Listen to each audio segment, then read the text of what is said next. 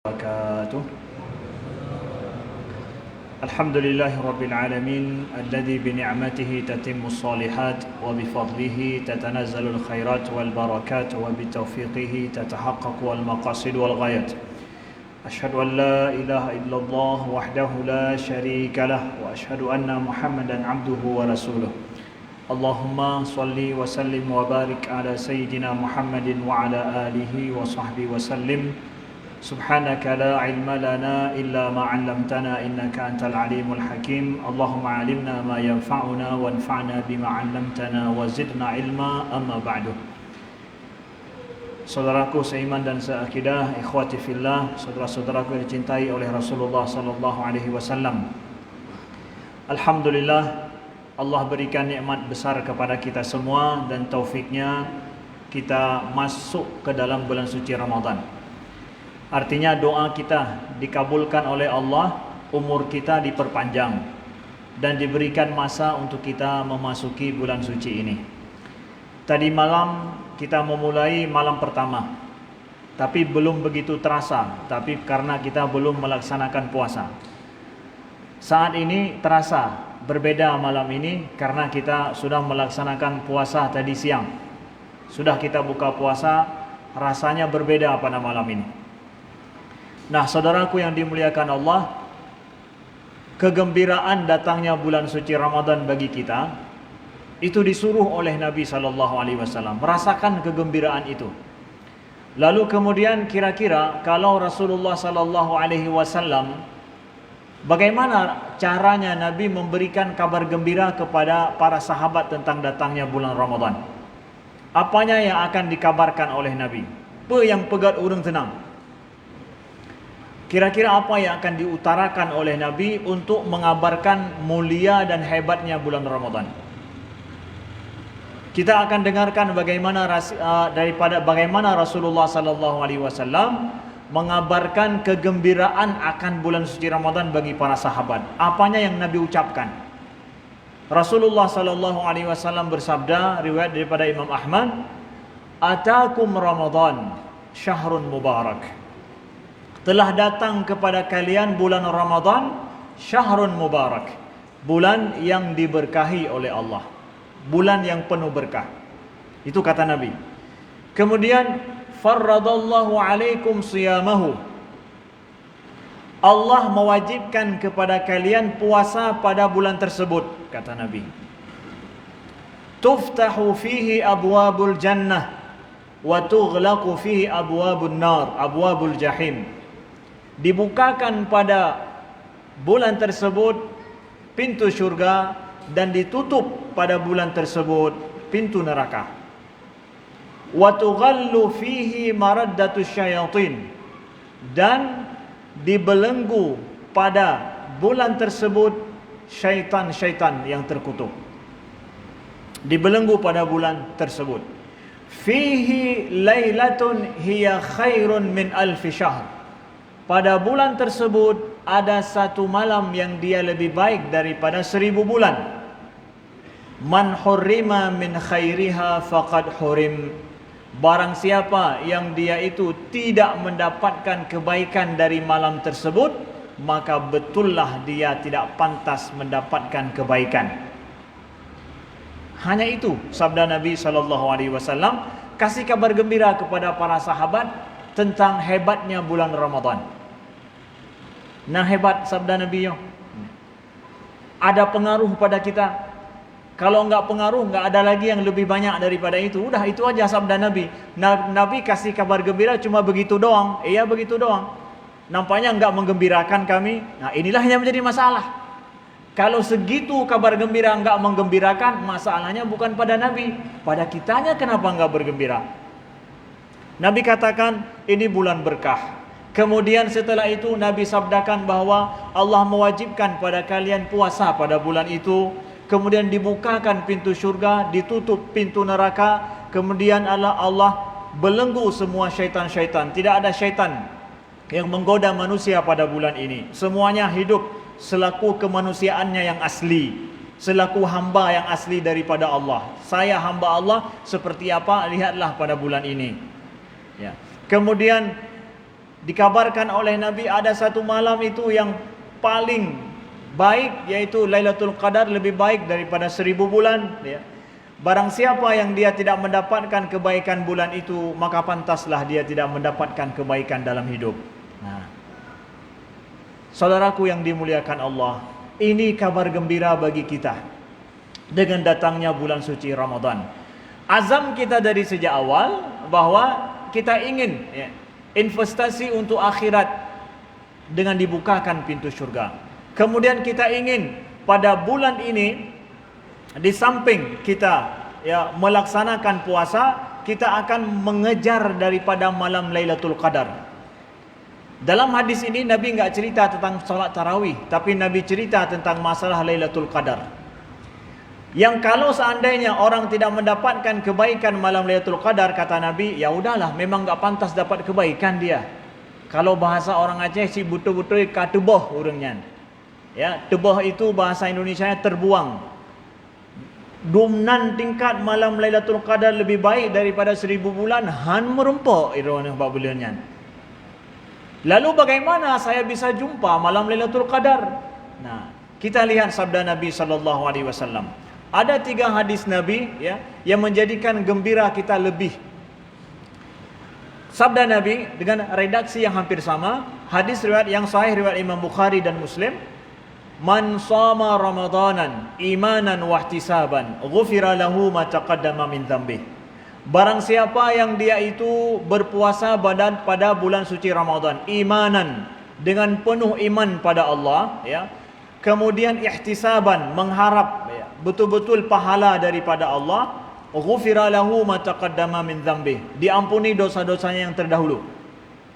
Satu. Yang kedua, man qama ramadanan, barang siapa yang melaksanakan solat qiyam pada bulan Ramadan, imanan wahtisaban, dengan penuh keimanan pada Allah, bukan gara-gara yang lain. Kemudian ihtisaban, mengharap memang pahala daripada Allah, bukan gara-gara ria atau rencana kampanye untuk ke depan, bukan, ya. Kemudian, ya, ghufira lahu ma taqaddama min dhanbi, diampuni dosa-dosanya yang terdahulu, kata Nabi. 2 hal, 2 macam, tapi ujung hadisnya sama, diampuni dosa-dosa yang terdahulu. Hadis yang ketiga lagi, man qama lailatal qadri imanan wahtisaban, barang siapa yang melaksanakan solat qiyam pada malam Lailatul Qadar, solat qiyam, solat tarawih, solat tahajud, ya, pada malam Lailatul Qadar, kata Nabi, imanan wahtisaban, dengan penuh keimanan dan mengharap pahala daripada Allah, bukan yang lain, ghufira lahu ma taqaddama min dhanbi, diampuni dosa-dosanya yang terdahulu. 3 macam pekerjaan, ujung hadisnya adalah ghufira lahu ma taqaddama min dhanbi, diampuni dosa-dosa yang terdahulu. Puasa, jaga solat malam tarawih, kemudian jaga mendapatkan malam Lailatul Qadar. Bagaimana supaya saya dapat malam Lailatul Qadar? Solat semuanya satu bulan.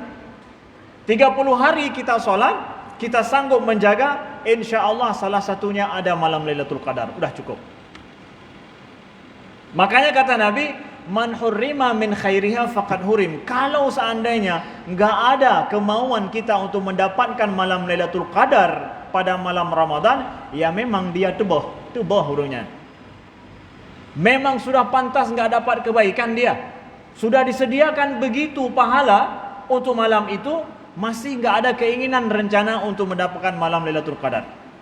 Maka amanah nasihat daripada kami kepada saudara kami yang dicintai Allah, bahwa azam kita solat tarawih, juga tambah kalau mampu solat qiyamul lail dan juga salat witir, ya, setiap malam ini, setiap malam bulan suci Ramadan, jangan ada yang ditinggalkan.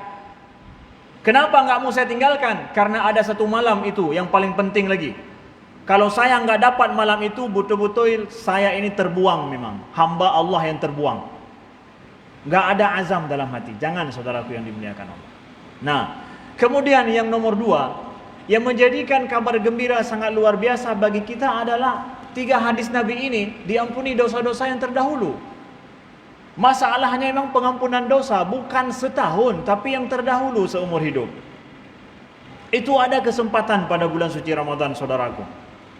Saya ingin kasih kabar ataupun sebuah permisalan mudah untuk dipahami bagaimana kita harus bergembira dengan 3 hadis ini daripada Nabi. Bayangkan, maaf, seseorang dia itu berbuat salah secara negara. Maaf, misalkan kita kasih contoh seorang kontraktor. Dia banyak megang proyek sana sini, proyek besar, mega proyek.